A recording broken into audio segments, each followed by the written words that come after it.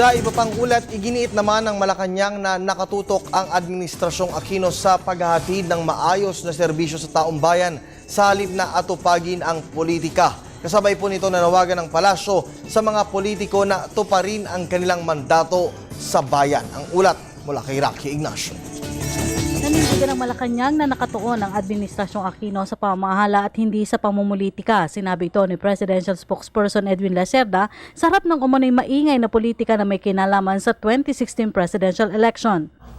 There is that political noise out there, but to be to be quite frank, we're really focused on governance. The president is not engaged in anything 2016. In fact, I already issued a statement, does not have the luxury of engaging in matters 2016. So, as far as the president is concerned, we are focused on addressing the concerns that beset the country today. So, dun kami nakafocus ngayon. Dagdag pa ng kalihim, hindi nakikialam ang palasyo sa usaping makaalyado o oposisyon basta tiyakin na nagagawa ng maayos ang kani-kaninang tungkulin sa bansa.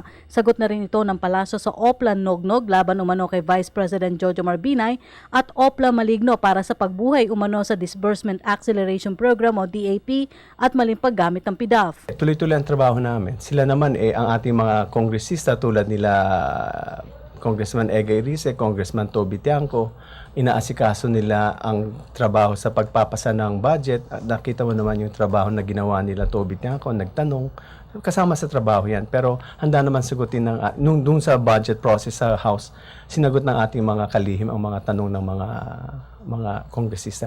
That's part of their work. But beyond that, all this talk about 2016, we are not engaged in talks of 2016. Pagtiyak pa nila Lacerda, haharapin naman ng gobyerno ang lahat ng ibinabatong akusasyon laban sa administrasyon. These things are being addressed. We recognize these concerns and we have not shied away. In fact, we're facing them head on. We don't want, the president has always told us time and again, he doesn't want to kick the can down the road. And so we are addressing all these concerns. And we will continue to do so until the end of our term. And even some of the projects will last beyond 2016. Para sa Telebisyon ng Bayan, Rocky Ignacio.